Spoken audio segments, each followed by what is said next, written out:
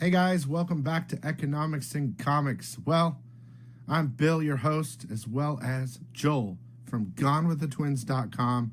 He's the man, he's the access into all these movies early. And we're just going to keep on going, every week. What do we got? Well, next week we have Birds of Prey. Birds of Prey is coming pretty soon. And that'll be live. But tonight we have the rhythm section. I always forget her name. What's her name? The star is Blake Lively. And she's in, we were just talking about that. Well, most recently we saw her in A Simple Favor. I think that one was fairly well critically received. I haven't seen that one. Yeah, and she's, as far as I know, she's mostly kind of a bit more of just like a celebrity personality and a model and things like that. I haven't seen her in a lot of films lately. Well, we were just talking about that. She's in... she's in like Green Lantern or something. She's in Green Lantern, and she's in the robbery movie with The Town. The Town. She's like the ex-girlfriend junkie, whatever, which is kind of interesting because she kind of plays a junkie in this one in the beginning. This is kind of like a revenge story, wouldn't you say? Yeah, well, strangely, when I read the synopsis for this film, it is identical to the synopsis for a film that came out a few years ago called American Assassin. Now, I'm not sure if you saw that one, but it starred Michael Keaton. And, yeah, it's the exact same plot. They just reversed the roles. So in that one, it was a young man whose family is killed in a terrorist attack. Oh, I haven't seen it. And I know then what he you're goes talking after about. the terrorists. He ends up wanting to get revenge, so he gets trained by Michael Keaton to go take revenge on the terrorists. This one has the exact same premise, except Blake Lively, her family is killed in an airplane accident, and it's not learned right away, but later it's discovered that it was a terrorist attack behind it, and so she wants revenge against the terrorists, so she ends up training with Jude and then goes after the terrorists. So it's a little more complex maybe in this one. There's a few more things going on, but it's essentially the same story. It's very slow. That's a slow burn in the you know, like we were saying, we were talking earlier about, it's a lot like La Femme Nikita, junkie, but in La Femme Nikita, they train her for quite some time. Yeah, to me, that was the big difference. That big problem here. In La Femme Nikita, they take the junkie off the streets and they train her, but they train her for a lot. They train very tough, brutal training, mental training, and it's hard to say how many months or years or whatever it is they're training, but the way they show so much of it that you get the sense that she's been doing it enough times or long enough that she is fairly competent when she goes out into the field to complete missions. In this one, it's almost maybe alluded to that it's only been like 3 months of her being with Jude Law and kind of training up a bit, and then she's already thrown out into the field, has to do missions. So now, it's not like working for a big service, right? No. She's just going after the line. It's much more independent, yeah. But Jude Law is ex-MI6 or something like that. And so here's the thing. When they do this idea of a kind of a person who's coming from nothing and has to become an assassin, the length of time needed to train, this I didn't buy into, so it's very difficult for me to buy into this. Now, very hard. The other thing is, it's a double-edged sword, because because she doesn't have enough time to train, she shouldn't be she's not going to be like Atomic Blonde, right? She's not going to she's not good at it. Yeah, exactly. But that's the bonus. For me, that was a plus and a minus. So it was really difficult for me to buy into the character being any sort of assassin. But at the same time, when she becomes a kind of slightly incompetent assassin or slightly competent assassin, it's actually much more suspenseful, right? Because she's not very good at it. She's not a trained killer that has no remorse or has no feelings or anything. So there's a lot more suspense because she can barely get through with the task. She's screws up every task when she's trying to kill people, and so it's I kind of bought into the suspense of it, but it was very difficult to buy into the character. Of course, this is nowhere close to La Femme Nikita or Atomic Blonde. Atomic Blonde's a whole nother level. We're talking James Bond level Atomic Blonde because she's triple agent and she's been trained her entire life. At least you think of that in Atomic Blonde. Interesting that you mentioned James Bond, because a lot of things are kind of saying, oh, it's a female James Bond. But did you notice who the producers were of this film? No. The Broccolis. Barbara Broccoli, who is the producer of all the James Bond movies.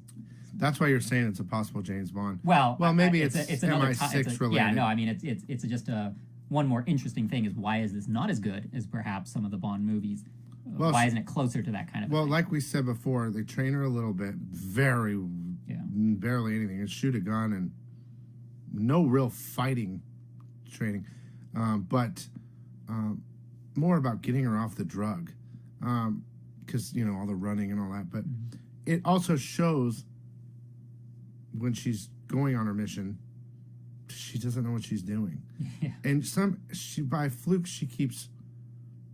That's a problem, right? Where it's a problem because she's succeeding, right? If you're looking, I always try to look. I know movies are fantasy, but if you're trying to tell me that this girl is going to execute a mission or kill somebody or whatever, you have to make the scenes more believable to me, because she's constantly failing, and when she fails, the people get an upper hand on her and they hurt her pretty bad. In reality, she would be dead really, really fast. Now, I'm not any expert. I mean, well, I can't talk about it. I'd have to kill you. But it's just she keeps squeaking away. Yeah, well, squeaking through regardless of how believable it is, they need to make you believe, right? Yeah, I didn't believe. To make the audience believe. That's the movie magic. There was none there. Almost for me. Everybody in the audience is not going to be a trained killer, right? So they need to make us believe, the normal people believe that she's doing what she's doing. And I thought it was kind of interesting. One of the first, in fact, the first mission, I guess, that she has to complete is trying to kill this dude in a wheelchair, and she can barely do it, right? She's having a lot of problems, and it's a guy in a wheelchair. And he's on a breather and everything. He's having breathing problems. Couldn't even see her. Oh yeah, probably blind too. So. I think partially. Yeah, at least it's implied that his vision is not. Yeah, all there, his eyes were glossy, and he said you smell like a woman. Yeah. So it's interesting, right, that they choose to have those kind of things, because she's not trained enough to be able to take on a regular person, I guess. So I think that's the battle, though, is that she's a normal person dealing with emotions and thinks she's hard, but she's not. And until the end, where she finally has been through so many different things that were pretty horrific, that it made her hard, to the point where she can kill at will. But you even kind of get the sense at the end that she couldn't keep doing this sort of lifestyle, right? Maybe. I think that at the end, she's like walking away type of scene, and they play the music and all that, and she's dead. And the way I look at it is, I look at the eyes, and maybe she was going for that, but there was a look of not giving a shit anymore, or a dead inside, and that was what the tone kept saying. Look, you're gonna regret doing it eventually, just like in any other movie killer. Once you've killed, you're going to regret it for the rest of your life. And they keep hitting that tone over and over again in the movie. And then at the end, she's walking away like emotionless.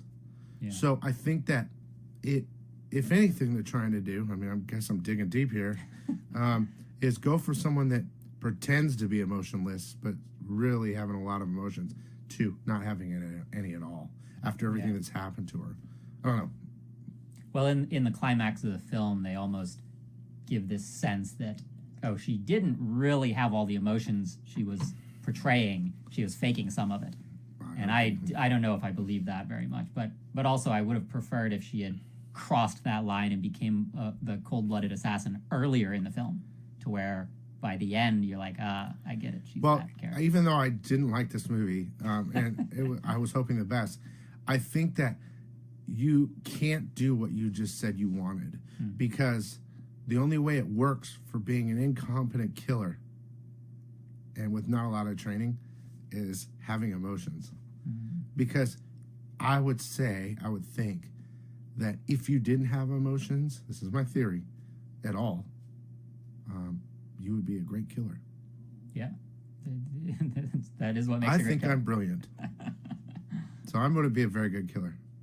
Well, look at No Country for Old Men. Look at the character in that guy, Anton. It's a Sugar. sociopathic. Yeah, what makes him a great killer is that, But we also have to follow this character, and this is our protagonist. Yeah, I just think it was too slow. It's taking from a lot of movies, like we said, La Femme Nikki and all that. There's a car chase scene that I personally think was filmed horribly, compared to the Atomic Blonde car chase scene, which was fire. This was a lot of camera movement. We discussed that. They move away from her face so that they can set up another shot or something or whatever. I think it's just a way to cheat a little bit because they're focusing the camera so much at the person's face so that you can't see what's going on behind, and then they can cut or pan. It's very where blurry, it's going. and you see blurriness, then the car behind you chasing, and blurriness, car behind you chasing. It's horrible. It's to give the impression that it's all one take, or that the camera never cuts away. That's true. Yeah, because it makes it more intense if you believe that. Now, if you're watching it and you say, "Oh, this doesn't look right," or "This didn't work," yeah, then they've failed at what they're trying to do. Didn't work for me. So I don't know.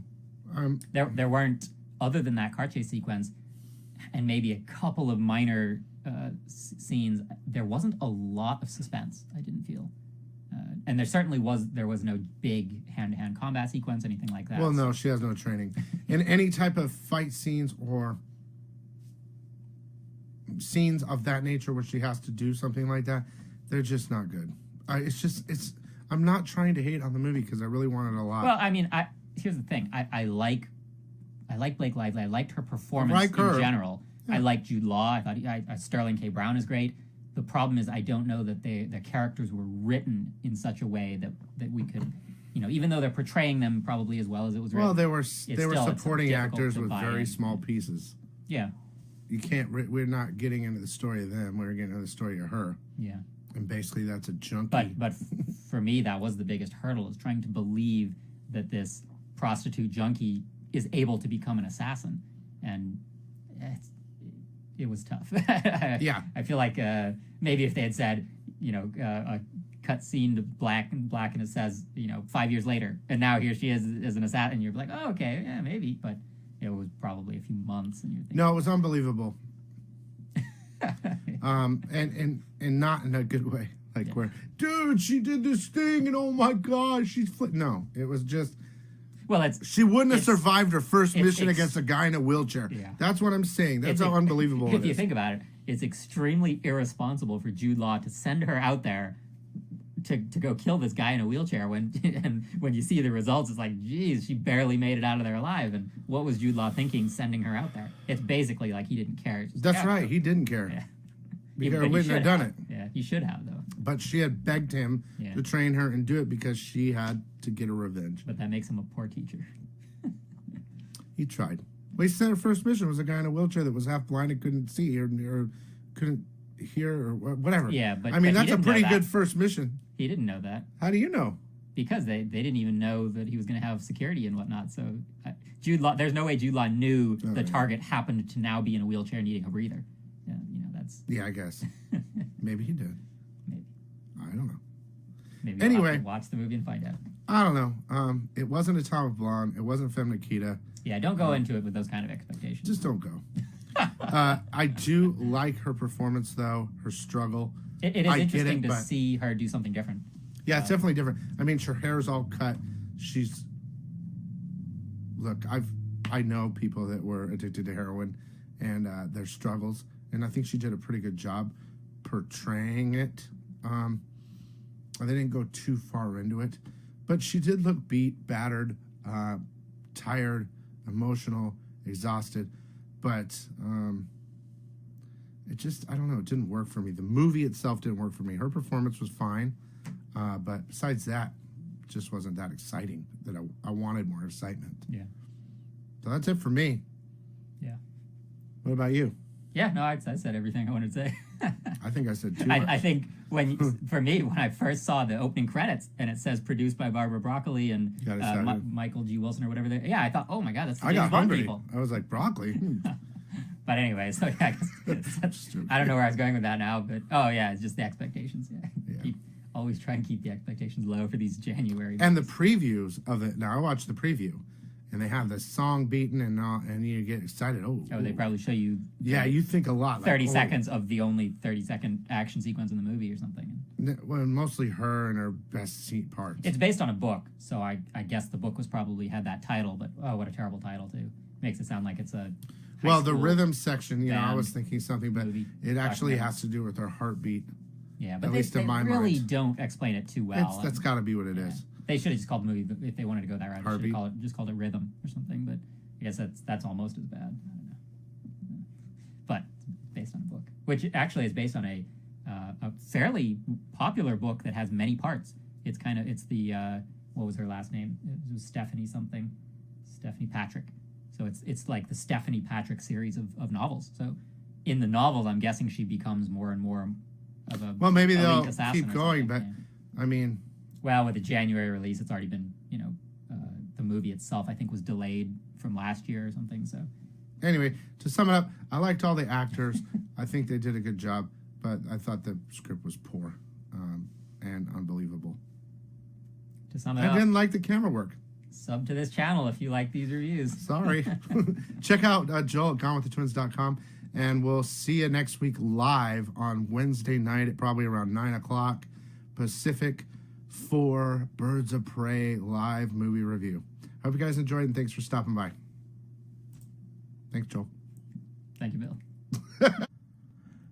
Hey guys, thanks so much for watching. If you want to use any of these coupon codes, go ahead. It's all there for you to use and abuse. Please check out this sick video next. And again, please hit that like button, throw a comment down, and please subscribe. Love you guys. Stay sick. See you later.